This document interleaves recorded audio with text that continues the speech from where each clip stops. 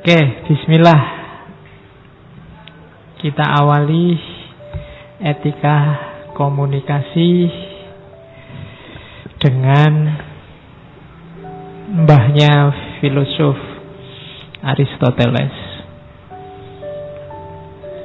Kenapa komunikasi itu butuh etik? Jadi Aristoteles ini punya teori, mungkin orang pertama yang berteori tentang retorika. Cara ngomong yang menarik, cara ngomong yang bisa tepat guna. Sebenarnya ini ilmu langka, jarang orang yang mau mendalami. Mungkin kalian ada yang tertarik, belajarlah retorika. Hari ini banyak orang ingin menang kalau ngomong, ingin menang kalau debat, tapi tidak ngerti retorika. Akhirnya kemenangannya sia-sia. Sudah capek-capek gegeran, debat, menang, tapi musuhnya yang kalah tidak mau ikut pandangannya. Tetap dia ngeyel dengan pandangannya sendiri.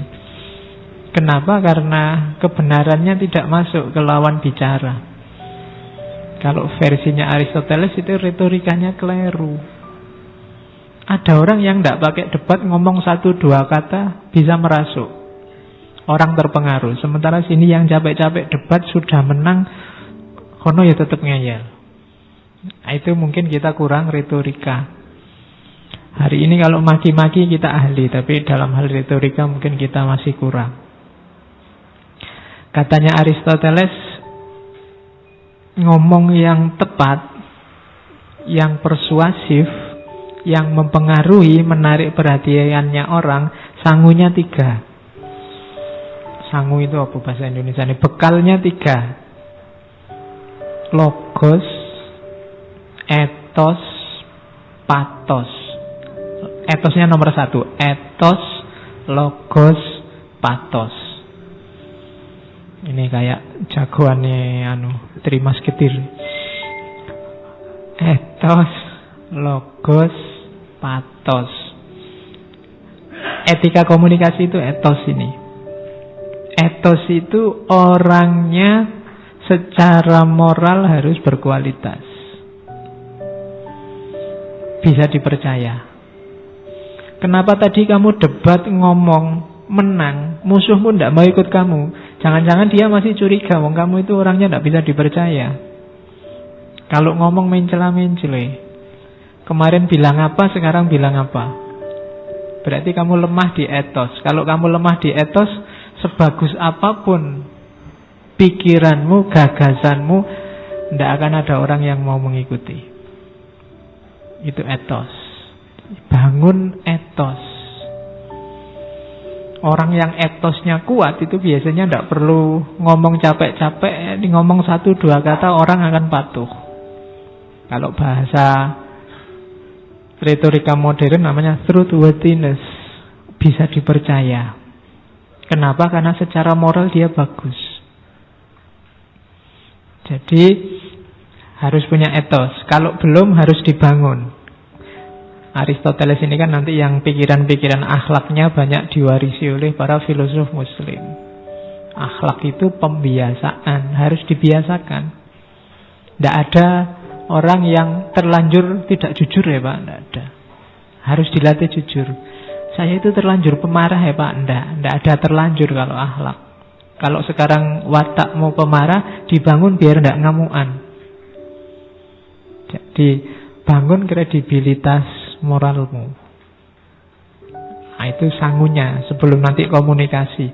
Kalau orang sudah tidak percaya kamu dulu, ngomong apapun orang ya tidak percaya.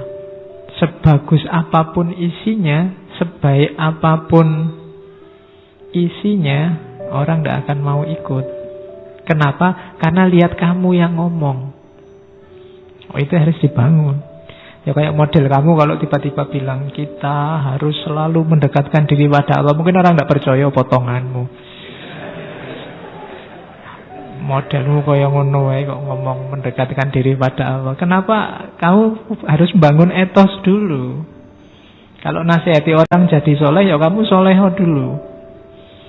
Nanti mungkin waktunya, ini kan mahasiswa baru, waktunya ospek, waktunya pendadaran mahasiswa baru, biasanya kakak kelasnya kan harus rajin belajar. Nek modelnya kakak kelasnya orang lulus-lulus sampai semester 14 ya. Adik kelasmu cuma geleng-geleng, Allah mungkin gitu. Bangun etos dulu.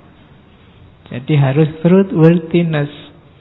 Bisa dipercaya dirimu seperti apa, nanti kalau menasihati orang, ngomong ke orang lain bisa langsung masuk. Kan ada cerita Mahatma Gandhi, mungkin pernah saya ceritakan entah di ngaji apa. Jadi satu ketika ada ibu-ibu datang ke Gandhi. Ibu-ibu ini sumpek sama anaknya. Dia punya anak, bawa anaknya. Anaknya ini punya penyakit, tidak boleh makan garam. Dinasehati bolak-balik sama ibunya, tidak bisa. Pokoknya dia selalu pinginnya makan garam. Akhirnya dibawa ke Gandhi. Sama Gandhi, wah saya tidak bisa kalau nasihati sekarang, ibu pulang dulu, nanti kembali kira-kira 2 minggu lagi, baru saya bisa nasihati. Akhirnya ditunggu 2 minggu, 2 minggu kemudian balik lagi ke Gandhi. Ini sudah 2 minggu Pak Gandhi, tolong anak saya dinasehati. Nasihatnya simple. Apa bahasa India itu? Pokoknya, nak, mbok kamu jangan makan garam. Cuma kalimat itu aja. Dan besoknya anak ini sudah gak mau makan garam lagi. Ibunya heran. Kok aneh ya, tak nasihati sampai capek, ndak jalan-jalan. Gandhi cuma 1 kalimat itu aja jalan. Ditanyain lagi ke Gandhi, Pak Gandhi kok bisa ya sampean ampuh tenan nek nasihati? Katanya Gandhi, ndak.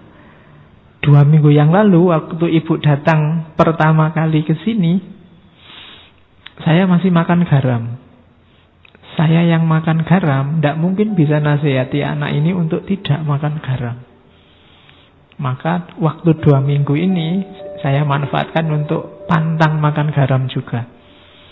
Setelah 2 minggu mulai mungkin, kalau bahasa Aristoteles tadi, truthworthiness, dia jadi sosok yang bisa dipercaya kalau ngomong melarang makan garam, sehingga ampuh. Makanya kalau di TV-TV banyak pejabat bilang, mari kita bebas korupsi, kenapa ndak ampuh? Jangan-jangan kan itu. Ya, jangan-jangan masih kesenggol dikit-dikit sama itu. Karena sosoknya sendiri ndak punya etos itu. Maka pertama-tama komunikasi efektif itu bangun etos. Bangun moralitasmu sehingga orang bisa percaya. Yang kedua logos. Etos ini yang kita bahas hari ini. Etika dalam komunikasi. Yang kedua logos. Logos ini masuk akal. Yang kamu omongkan bisa ditangkap orang lain. Itu namanya logos. Ya meskipun mungkin kredibilitasmu tinggi, kalau ngomongin tidak karu-karuan ngawur ya orang paham aja ndak. Gimana mau mengikuti? Dan yang terakhir patos. Patos itu emosi. Jadi tulus dari dirimu sendiri dan bisa mempengaruhi orang yang kamu ajak bicara. Buktinya kamu sukses komunikasi itu di orang yang kamu ajak bicara. Kalau dari kata-katamu orang kemudian jadi terpengaruh.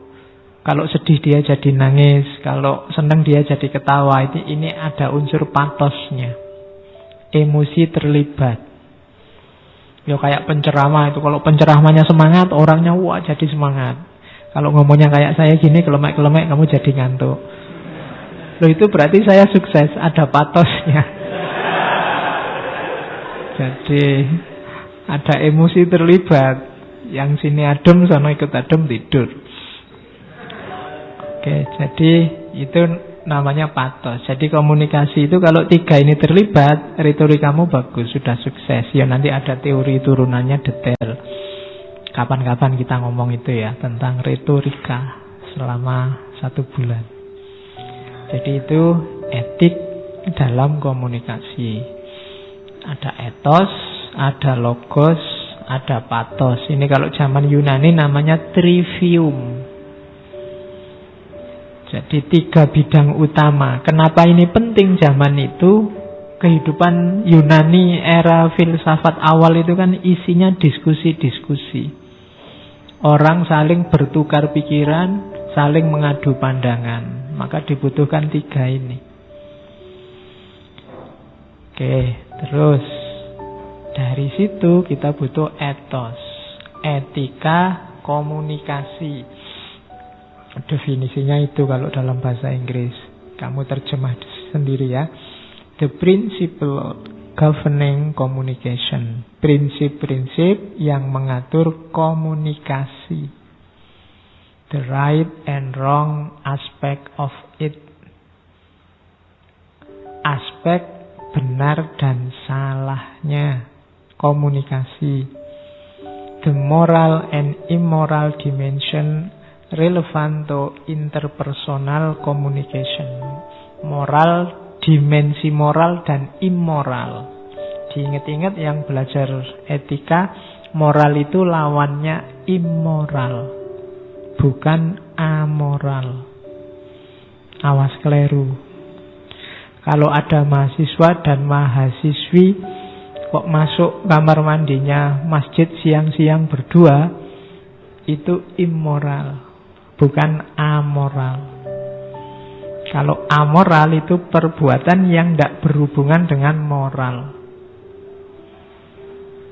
Misalnya saya garuk-garuk kepala saat ini, mungkin itu tidak bisa dijudgment secara moral baik atau buruk, ini tidak ada hubungannya sama moral.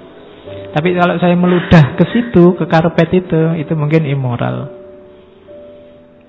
Jadi amoral itu tidak ada hubungannya sama moral.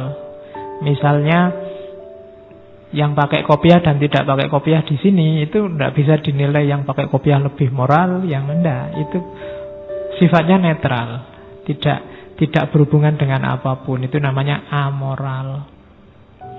Jadi, Pak, saya makan di angkringan. Nah, itu mungkin perbuatan amoral.